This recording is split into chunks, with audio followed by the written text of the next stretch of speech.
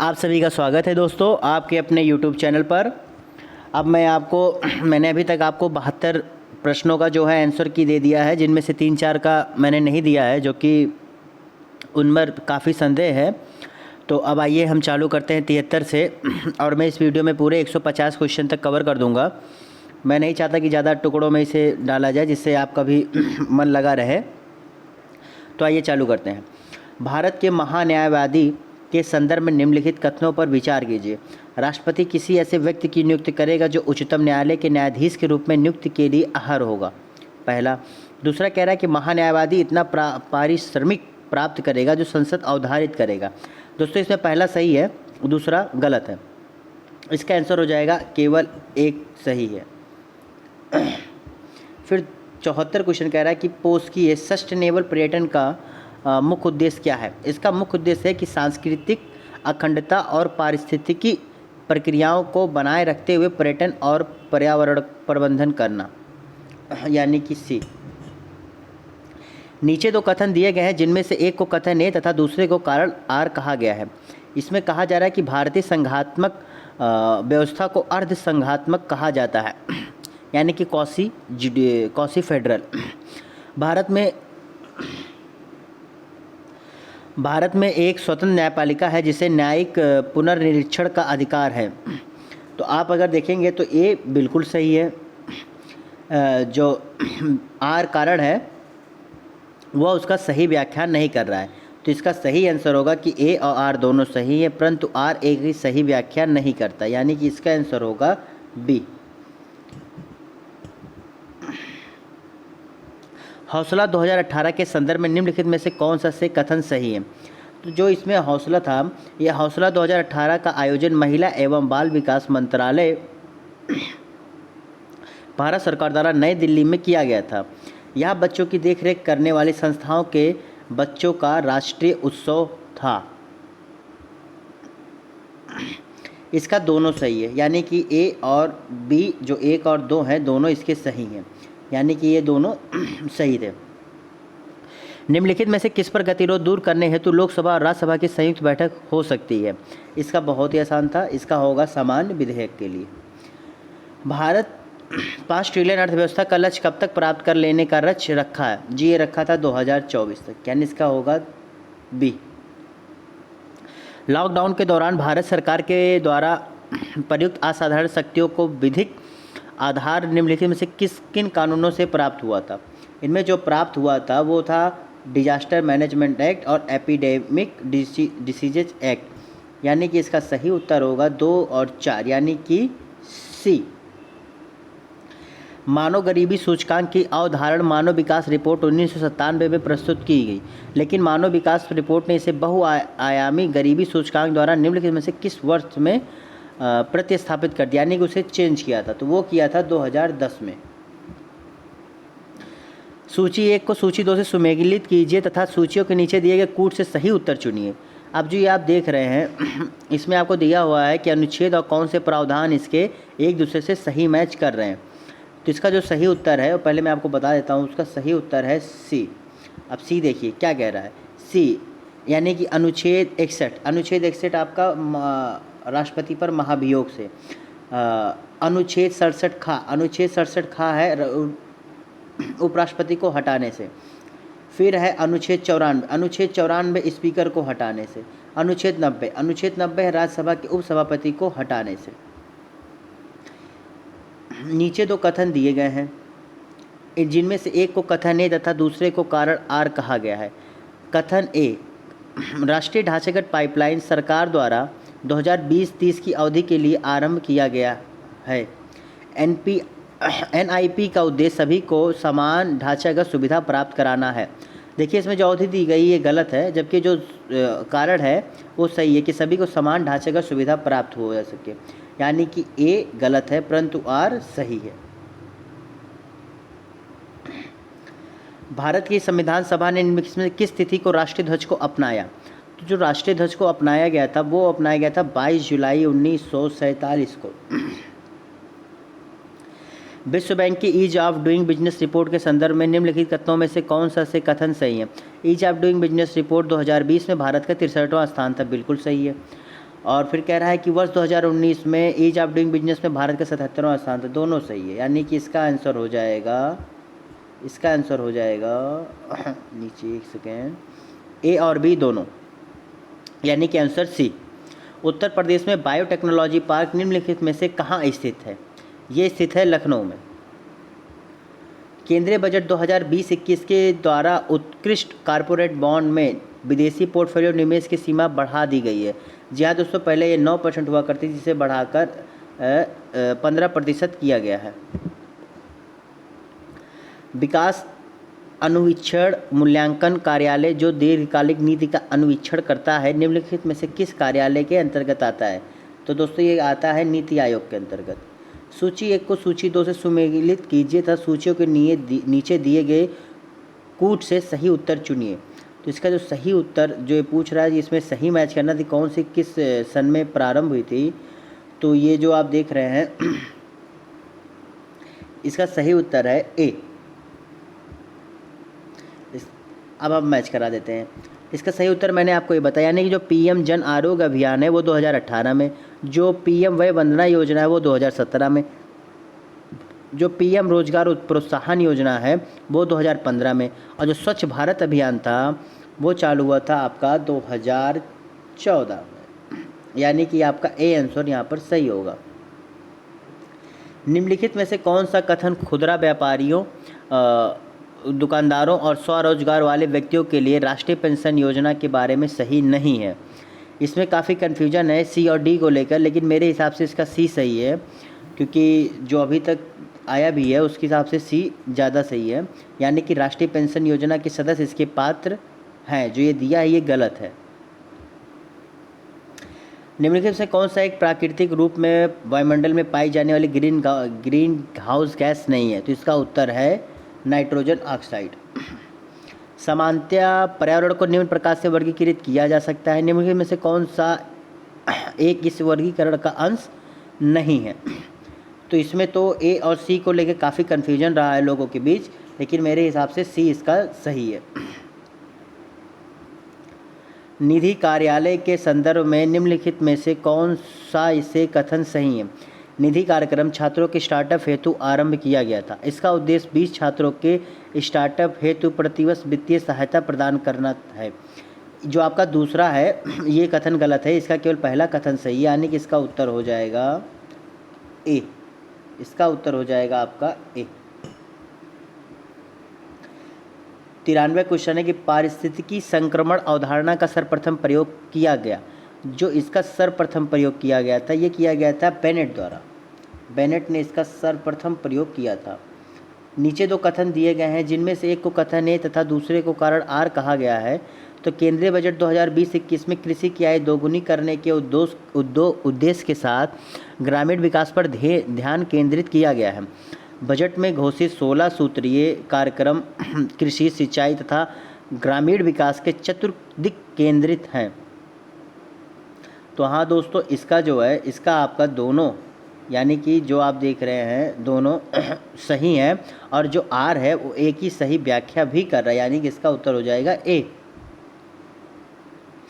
निम्नलिखित में से कौन सा वैश्विक ताप वृद्धि का प्रभाव है?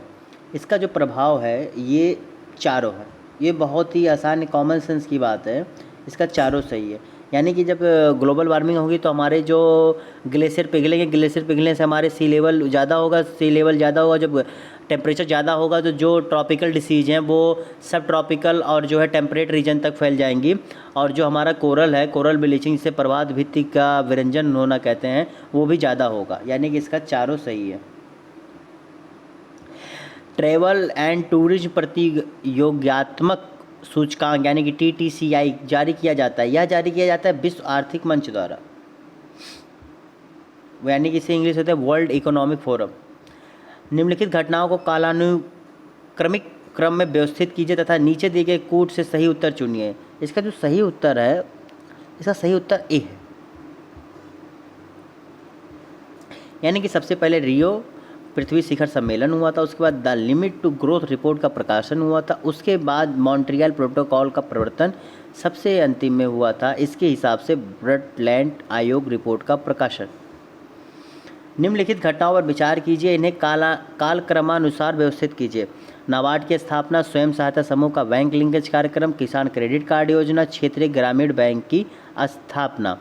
तो इसका जो सही कालानुक्रम है वो है ए, यानी कि सबसे पहले क्षेत्रीय ग्रामीण बैंक की स्थापना हुई थी, फिर नाबार्ड की स्थापना हुई थी, फिर स्वयं सहायता समूह का बैंक लिंकेज प्रोग्राम चला था, फिर किसान क्रेडिट कार्ड योजना आई थी। राष्ट्रीय चंबल अभ्यारण्य निम्नलिखित में से किस राज्य का हिस्सा नहीं है? बहुत ही आसान सा बात है, इसका हरियाणा सही उत्तर होगा, यानी कि इसका सही उत्तर होगा सी। कौशल भारत अभियान के संदर्भ में निम्नलिखित में से कौन सा कथन सही है? कौशल भारत अभियान की शुरुआत प्रधानमंत्री ने जुलाई 2015 में की थी। इस अभियान का मुख्य उद्देश्य भारत के युवाओं को सूचना तकनीक में प्रशिक्षित करना था। इसका सही उत्तर होगा ए, यानी कि ये केवल जो है सूचना प्रौद्योगिकी नहीं, इसमें कई चीज़ों में प्रशिक्षित करने का एक एम था, केवल एक पर्टिकुलर सेक्टर के लिए नहीं था। भारत राष्ट्रीय स्वच्छ वायु कार्यक्रम केंद्र सरकार द्वारा किस वर्ष में और प्रारंभ किया गया था? जी हाँ दोस्तों, ये प्रारंभ किया गया था आपका 2019 में, यानी कि उसका सही उत्तर है डी। निम्नलिखित में से किस वंश के शासकों को पुराणों में श्री पर्वतीय कहा गया है? यहाँ देखिए हिस्ट्री क्वेश्चन काफ़ी अच्छे खासे आए थे इस बार, और काफ़ी आसान भी नहीं थे, मैं नहीं कहूँगा आसान थे, यहाँ काफ़ी आपको प्रैक्टिस की जरूरत थी। इसका सही उत्तर है बी, इक्ष्वाकु। निम्नलिखित समितियों में से किसने मात्र पोषक तत्वों की आवश्यकता के आधार पर गरीबी रेखा का निर्धारण किया है? इसका सही उत्तर है अलग समिति। मौर्य काल में एग्रोनोमोई अधिकारी निम्नलिखित में से किस क्षेत्र से संबंधित था? तो यह दोस्तों संबंधित था आपके मार्ग निर्माण से, जो आपका ये संबंधित था, ये आपके मार्ग निर्माण से संबंधित था। निम्नलिखित सूचकांकों में से कौन सा मानव विकास सूचकांक HDI की गणना में सम्मिलित नहीं किया जाता है? तो जो नहीं सम्मिलित किया जाता है वह है डी, सामाजिक असमानता। सूची 1 को सूची 2 से सुमेलित कीजिए तथा सूचियों के नीचे दिए गए कूट से सही उत्तर चुनिए। ये जो आपको महाजनपद दिए गए हैं, इन महाजनपदों की राजधानी क्या क्या थी, इसके बारे में आपको बताना था। तो इसका सही उत्तर अगर आप जब मैच करेंगे, इसका सही उत्तर आएगा सी। अब सी कैसे आएगा? क्योंकि जो मत्स्य थी, मत्स्य की राजधानी विराटनगर थी। जो आपका कुरु था, कुरु का जो राजधानी थी इंद्रप्रस्थ थी। जो आपका सूरसेन था, सूरसेन की राजधानी मथुरा थी। और अस्मक की राजधानी आपकी थी पोतन, यानी कि आपका जो है सी सही है। गरीबी की संस्कृति का विचार प्रस्तुत किया गया, ये जो है ऑस्कर लुइस द्वारा प्रस्तुत किया गया था। नीचे 2 कथन दिए गए, इनमें से एक को ए और आर के हिसाब से हमें बताना है। तो इसमें चलिए पहले देखते हैं कि हमें चोलों के विषय में उनके पूर्ववर्ती राजवंशों की अपेक्षा अधिक जानकारी है। चोल शासकों ने मंदिरों की दीवारों पर अभिलेख उत्कीर्ण करने का चलन प्रारंभ किया, जिसमें उनकी विजयों के ऐतिहासिक विवरण दिए जाते थे।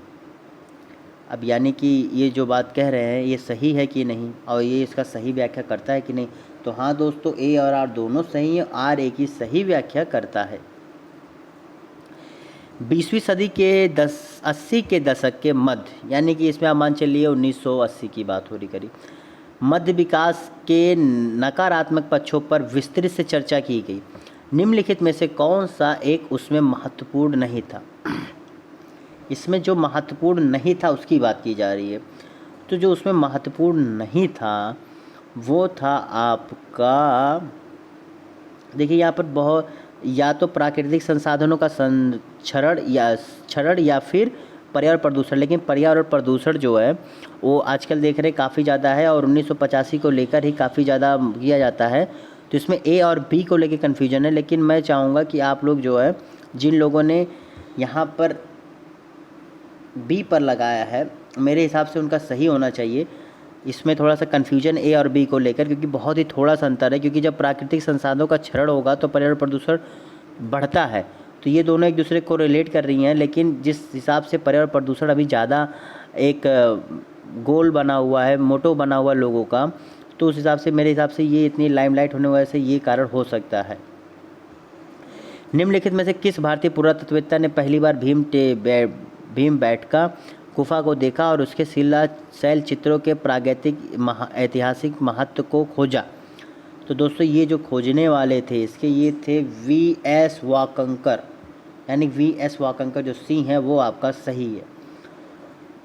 उत्तर प्रदेश के कुल ऐसे शहर जो स्मार्ट सिटी योजना से आच्छादित हैं, यानी कि टोटल जो आच्छादित हैं वो है 12।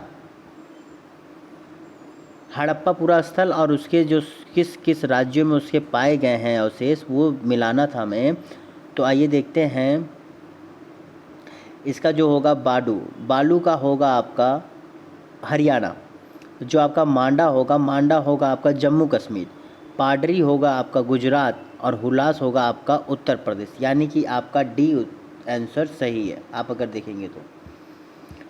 वर्ष 1987 में संयुक्त राष्ट्र में पर्यावरण संबंधित एक प्रतिवेदन की प्रस्तुति के उपरांत धारणीय विकास सस्टेनेबल डेवलपमेंट पर चर्चा आरंभ हुई। यह प्रतिवेदन था, जी हाँ दोस्तों, यह प्रतिवेदन था आवर कॉमन फ्यूचर, यानी कि बी। निम्नलिखित कथनों पर विचार कीजिए तथा नीचे दिए गए कूट से सही उत्तर चुनिए।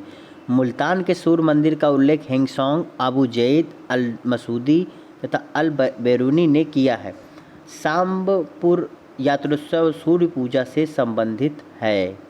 इसका जो सही उत्तर है दोस्तों वो सी है, यानी कि ए और बी दोनों सही, यानी फर्स्ट और सेकंड दोनों सही हैं। अटल नवोन्मेष मिशन यानी इसे AIM यानी एम के नाम से जाना जाता है, किस विभाग की प्रमुख पहल है? ये जो है नीति आयोग की प्रमुख पहल है, यानी कि इसका सही आंसर होगा बी। भारत सरकार द्वारा 1919 में ILO के वाशिंगटन सम्मेलन में मजदूरों का प्रतिनिधि के रूप में निम्नलिखित में से किसे भेजा गया था? तो जिसे भेजा गया था वो थे VP वाडिया। VP वाडिया को भारत सरकार ने जो है वाशिंगटन सम्मेलन में एक मजदूरों के प्रतिनिधि के रूप में भारत से प्रेजेंट किया था। वर्ष 1962 में प्रकाशित पुस्तक साइलेंट स्प्रिंग, जिससे विश्व के पर्यावरणीय आंदोलन को गति मिली, के लेखक हैं? ये इस पर मैंने काफ़ी देखा और इसका मुझे आंसर अभी तक नहीं मिला है, तो इसलिए मैं इस क्वेश्चन पर कोई आंसर नहीं दूंगा। ये नहीं चाहता कि गलत आंसर देकर आप लोग को परेशान किया जाए, इसलिए इसके लिए थोड़ा सा हमें आयोग के आंसर की आने तक रुकना पड़ेगा। बाकी आइए आगे देखते हैं। 118 एक्स ला सपेल 1748 की संधि के संदर्भ में निम्नलिखित कथनों में से कौन सा सही है? प्रथम कर्नाटक युद्ध की समाप्ति, ठीक है, इस संधि के अंतर्गत हुई थी, या अंग्रेजों को मद्रास पुनः प्राप्त हुआ था? तो दोस्तों यहाँ पर दोनों सही है, ए और बी दोनों, ए फर्स्ट और सेकंड दोनों सही, यानी कि इसका आंसर हो जाएगा सी। समन्वित बाल विकास परियोजना के अंतर्गत निम्नलिखित में से कौन सा एक सम्मिलित नहीं है? तो जो सम्मिलित नहीं है वो है आपका परिवार नियोजन। सूची 1 को सूची 2 से सुमेलित कीजिए तथा सूचियों के नीचे दिए गए कूट से उन्हें आपको मिलाना था। आपके यहाँ देखना था कि जो अधिनियम आए थे वो किस किस सन में आए थे, फिर उस हिसाब से उन्हें आपको आंसर से मैच कराना था। जो आप देखेंगे कि जो भारतीय शस्त्र अधिनियम आया था, भारतीय शस्त्र अधिनियम आपको आया था करीब 1878 में। फिर उसके बाद शाही पद अधिनियम आया था 1876 में। भारतीय उच्च न्यायालय अधिनियम आया था आपका 1861 में, और भारतीय विवाह विच्छेद नियम 1869 में। इस हिसाब से आप देखेंगे तो आपका डी सही हो रहा है यहाँ पर। सूची 1 को सूची 2 से सुमेलित कीजिए तथा सूचियों के नीचे दिए गए कूट से सही उत्तर चुनिए। अब देखिए, जैसे अब यहाँ पर देखना है कि जो समाज था उस पर क्या उसका प्रभाव उसमें वहाँ की कैसी स्थिति थी, जनजीवन स्तर कैसा था। तो सिंधु घाटी सभ्यता जो थी आप जानते हैं ये वह नगरीय थी, इसमें तो कोई दो राय नहीं है। उसके बाद जो उत्तर वैदिक समाज था, उत्तर वैदिक समाज हमारा कृषक था। ऋग वैदिक समाज जो था वो चारागाह था, और मध्यकाल जो था वो जमींदारी पर निर्भर था, यानी इसका सही उत्तर होगा डी। भारत का सिक्किम में विलय किसने किया था? बहुत ही डायरेक्ट क्वेश्चन है। भारत का सिक्किम में विलय किया था लॉर्ड विलियम बेंटिंक ने। उत्तर प्रदेश के कानपुर और लखनऊ नगर किस जनगणना वर्ष में 10 लाखीय नगर बने? तो ये जो 10 लाखीय नगर बने थे ये बने थे 1961 और 1971 में। निम्नलिखित में से कौन सा द्वितीय गोलमेज सम्मेलन में भाग नहीं लिया था? तो जिन्होंने भाग नहीं लिया था वो थे डॉक्टर राजेंद्र प्रसाद जी। अब देखिए, ये जो कुछ हिस्ट्री, एंशिएंट हिस्ट्री से है, कुछ वर्ड्स थे, इसका कहाँ पर क्या उपयोग था और किस राज्य से संबंधित था। यहाँ पर देखिए, जजमानी या उत्तर भारत से संबंधित था, बिल्कुल, यानी कि ए का फर्स्ट। अब ए का फर्स्ट के बाद देखते हैं, उसमें चारों दिया है। फिर आते हैं बी का देखते हैं, बारह बलूट हमारे तमिलनाडु से। चलिए बी, यानी कि बी और डी, यहाँ पर दो आंसर सही हो रहे हैं। अब देखते हैं आपका मिरासी जो है हमारा था, सॉरी, जो बारह बलूट था महाराष्ट्र था, सॉरी, बारह बलूट महाराष्ट्र से था। मिरासी जो है आपका तमिलनाडु से था। तो यानी कि आपका आंसर आपको यहीं से मिल जा रहा है, डी, यानी कि जजमानी उत्तर भारत से, बारह बलूच आपके महाराष्ट्र से, मिरासी तमिलनाडु से, अडाडे कर्नाटक से।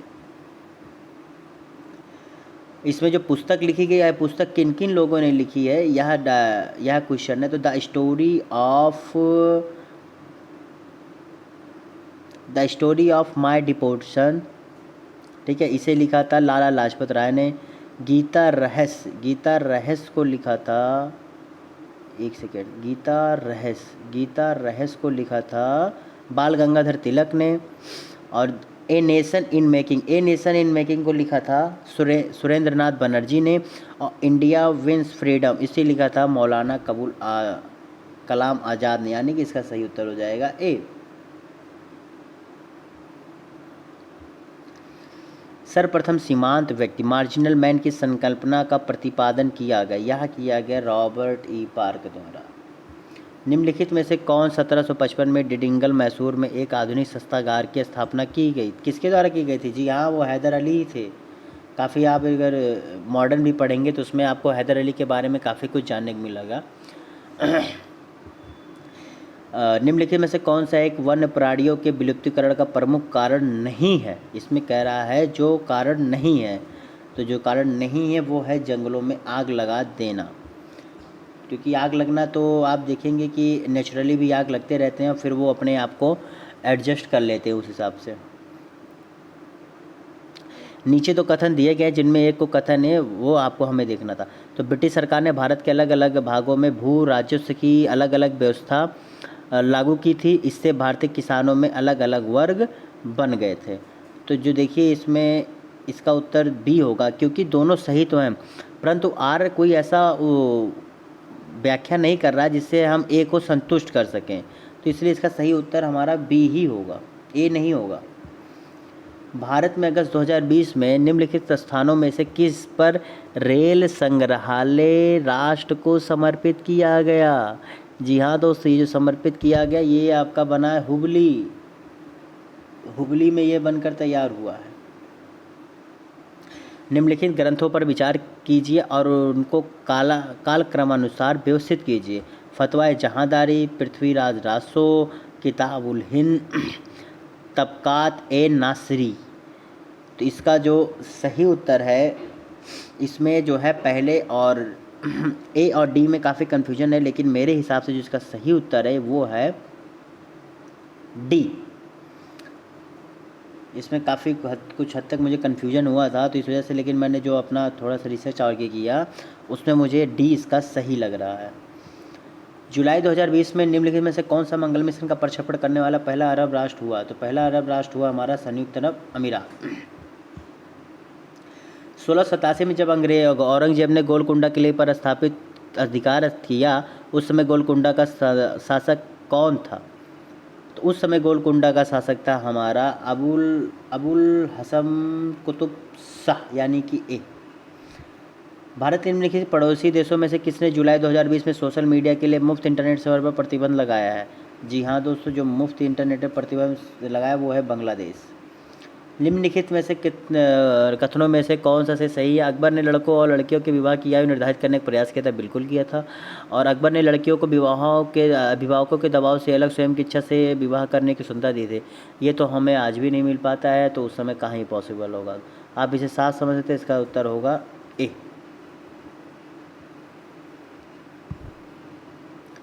इंडिया आइडिया समिट 2020 के संबंध में निम्नलिखित में से कौन सा सही है? इसे अमेरिका भारत व्यापार द्वारा वस्तुतः 22 जुलाई 2020 को आयोजित किया गया।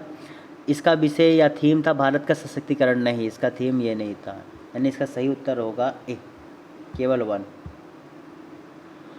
हाँ, अधिकारी, ये जो अधिकारी दिए हैं गए हैं इनका क्या क्या कर्तव्य था, इससे हमें मैच कराना था। तो दीवाने वतन, ठीक है, यहाँ पर दिया है दीवाने वतन, फिर दिया है मुस्तारफ़ी, फिर दिया है मुशर्रिफ, फिर दिया है वकियान विस।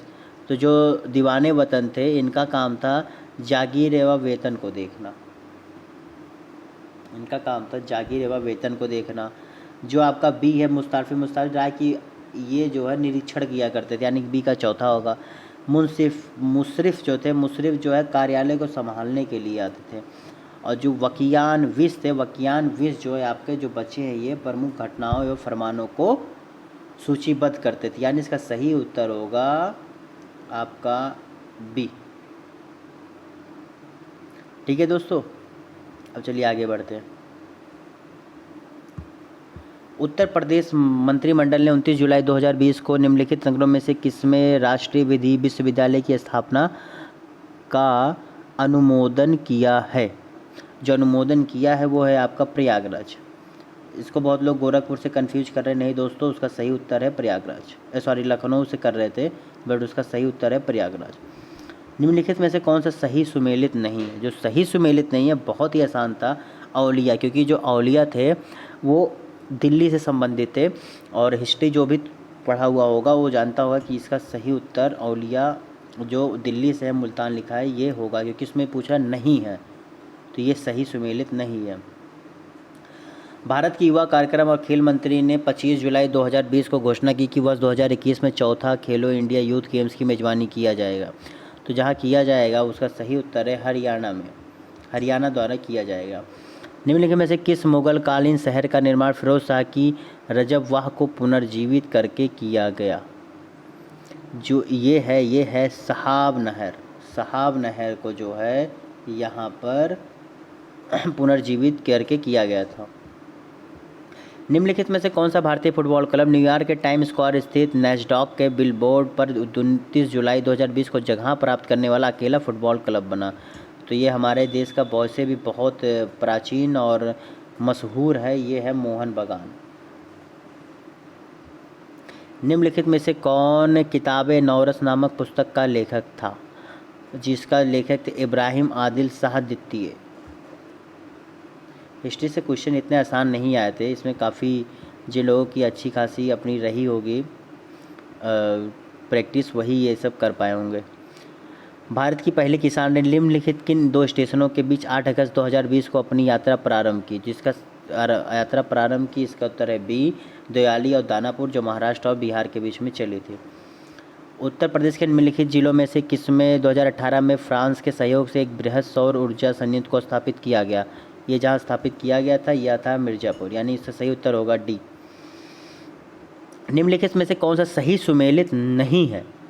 इसमें जो सही सुमेलित नहीं है वो ईस्ट इंडिया समिट के था। बहुत लोगों ने गलतियाँ की इसमें। ईस्ट एशिया जो सम्मेलन था, ईस्ट एशिया सम्मेलन 2020, ये सिंगापुर जो, ये गलत है। बाकी जो आपको तीनों दिए हैं, G20 सम्मेलन, G7 सम्मेलन, ईस्ट एशिया सम्मेलन, ये तीनों सही है। जनवरी 2020 में उत्तर प्रदेश में कितने और स्थलों को रामसर साइट में सम्मिलित किया गया? यानी कि 6 और लोगों किया गया है। कितने और कह रहा है, इसलिए 6 और किए गए। अगर पूरा मिलाया जाए तो अब 12 हो चुके हैं हमारे यूपी में रामसर साइट्स। भारत के निम्नलिखित राज्यों में से किसमें कोविड-19 की अवधि में पहली बार ई लोक अदालत का प्रारंभ हुआ? तो ये लोक अदालत सबसे पहले हमारे देश में छत्तीसगढ़ ने प्रारंभ किया था। निम्नलिखित जनजातियों में से कौन सा भारत के अंडमान और निकोबार द्वीप समूहों की मूल निवासी नहीं है? जो मूल निवासी नहीं है वो है हमारी रेंगमा नहीं है। बाकी जो तीनों बच रहे हैं वो हमारे जो है अंडमान निकोबार द्वीप समूह के मूल निवासी हैं। तो दोस्तों मैंने लगभग आपको पूरा करा दिया। जो 150 पूरे प्रश्न आते हैं GS फर्स्ट के, मैंने वो पूरे 150 प्रश्न करा दिए हैं। और मैं इतना कह सकता हूँ कि जिन लोगों का अगर इसमें से जनरल का अगर 95 से लेके 100 तक के बीच में अगर सही हो रहा है तो वो उम्मीद रखें।